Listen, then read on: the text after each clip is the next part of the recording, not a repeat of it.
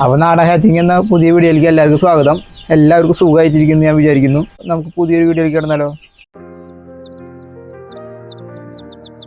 ഇന്നേ നമ്മുടെ കയ്യിൽ കുറച്ച് നാടൻ കോഴിക്കുഞ്ഞുങ്ങളുണ്ട് കേട്ടോ. അത് നമ്മുടെ കയ്യിൽ കുറച്ച് നാടൻ കോഴിക്കുഞ്ഞുങ്ങളുണ്ട്.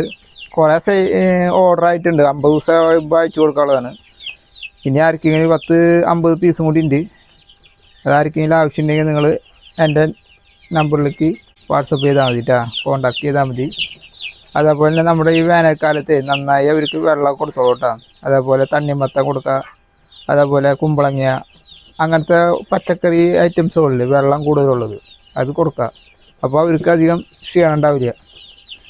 അതേപോലെ തന്നെ എൻ്റെ വീട്ടിലെ നാടൻ കോഴികൾക്ക് മുട്ടയിടുന്ന കോഴികൾക്കൊക്കെ ഒരു ചെറിയൊരു തൂങ്ങലൊക്കെ വന്നിട്ടുണ്ടായിരുന്നു നമ്മുടെ വേനൽക്കാലത്തിൻ്റെ ഒരു ഇത്. പക്ഷേ ഒന്നും ചത്തൊന്നും പോയില്ല കേട്ടോ, ഒക്കെ സെർവ് ചെയ്ത് പോന്നു. അതിന് ഞാൻ കൊടുത്തതെന്ന് പറയുന്നത്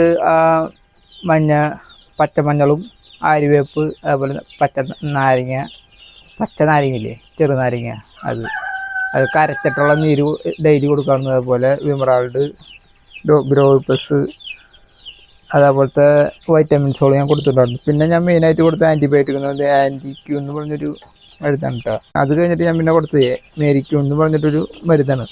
അപ്പോൾ അവരൊക്കെ കുഴപ്പമൊന്നുമില്ലാണ്ട് കയറി പോന്നു. അത് കാരണം ഒന്നും ചത്തില്ല, അത് കാരണം നമ്മൾ രക്ഷപ്പെട്ടു.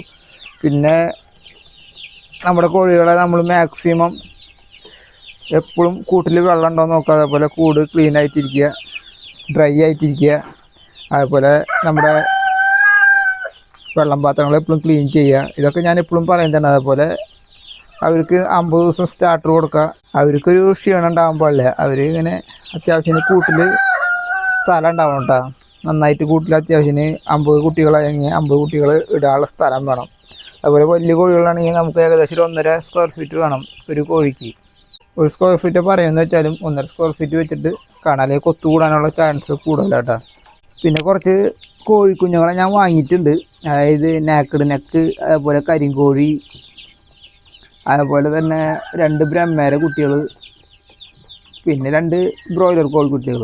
അതൊക്കെ ഞാൻ പുറത്തുനിന്ന് മേടിച്ചാട്ടാ, നമ്മുടെ ഇവിടെ ഉണ്ടായില്ല. അപ്പോൾ ഞാൻ പുറത്തുനിന്ന് മേടിച്ചിട്ട് ഒരു ദിവസമായി കോഴിക്കുഞ്ഞുങ്ങളായിട്ട് മേടിച്ചത്. അപ്പോൾ നമ്മൾ ആയിട്ടുള്ള തീറ്റ വെള്ളമൊക്കെ വെച്ച് കൊടുത്തിട്ടുണ്ട്. ലൈറ്റ് നമ്മൾ പകൽ സമയത്ത് ഇട്ട് കൊടുക്കേണ്ട കാര്യമില്ല, ഇപ്പോൾ നല്ല ചൂടല്ലേ. പകൽ സമയത്ത് കുറച്ച് നേരം ഇട്ട് കൊടുക്കുക. അത് കഴിഞ്ഞ് പിന്നെ വൈകുന്നേരം എന്തായാലും ഇട്ട് കൊടുക്കണം. ഓക്കെ. അതേപോലെ നമ്മൾ കോഴിക്കുട്ടികൾക്ക് 2 നേരം വെള്ളം മാറ്റി വെച്ച് കൊടുക്കുക, തീറ്റ മാറ്റി വെച്ച് കൊടുക്കുക. അതേപോലെ താഴത്ത് ന്യൂസ് പേപ്പർ വിരിച്ച് കൊടുക്കുക. എപ്പോഴും വൃത്തിയായിട്ടിരിക്കണം. ഒരാഴ്ച കറക്റ്റായിട്ട് നന്നായിട്ട് അവരെ നോക്കണം കേട്ടോ. അത് കഴിഞ്ഞ് കഴിഞ്ഞാൽ നമുക്ക് പേപ്പറൊക്കെ എടുത്ത് കളഞ്ഞിട്ട് നമ്മുടെ അറക്കപ്പൊടിയിൽ തന്നെ ഇടാം. പിന്നെ അവർക്ക് വേറെ പ്രശ്നമൊന്നും ഉണ്ടാവില്ല, അവർക്ക് തിരഞ്ഞു തിന്നാന്നുള്ള സമയമൊക്കെ ആയി കഴിഞ്ഞാൽ. അപ്പോൾ അങ്ങനെയാണ് ചെയ്യുക കേട്ടോ. അപ്പോൾ എല്ലാവരും നമ്മുടെ വീഡിയോക്ക് ഒന്ന് സപ്പോർട്ട് ചെയ്യുക, സബ്സ്ക്രൈബ് ചെയ്യുക. അതേപോലെ എന്തെങ്കിലും സംശയം നിങ്ങൾക്കുണ്ടെങ്കിൽ നിങ്ങൾ വിളിച്ചോ. അതുപോലെ കോഴിക്കുട്ടികളെ ആവശ്യക്കാരുണ്ടെങ്കിൽ, അതായത് നമ്മളൊരു 40 ദിവസത്തോളം പ്രായമായിട്ട് ഇപ്പോൾ കോഴിക്കുട്ടികൾ, അവർക്ക് നമ്മൾ വരാനും മരുന്ന് ഈ ആഴ്ച കൊടുക്കും. അതുപോലെ അടുത്ത ആഴ്ച നമ്മൾ R2B ഇഞ്ചക്ഷനും കൊടുക്കും. അപ്പോൾ ആർക്കെങ്കിലുമൊക്കെ ആവശ്യമുണ്ടെങ്കിൽ നിങ്ങൾ എൻ്റെ വാട്സപ്പിലേക്ക് മെസ്സേജ് ചെയ്യുക, അതുപോലെ കോൺടാക്ട് ചെയ്യുക. അതുപോലെ തന്നെ നമ്മുടെ ചാനലൊന്ന് സബ്സ്ക്രൈബ് ചെയ്യുക, ഒന്ന് സപ്പോർട്ട് ചെയ്യുക, ലൈക്ക് ചെയ്യുക. അപ്പോൾ ഓക്കെ, നമുക്കപ്പോൾ ഒരു ഒറ്റൊരു വീഡിയോ ആയിട്ട് പെട്ടെന്ന് കാണാം. Okay, thank you.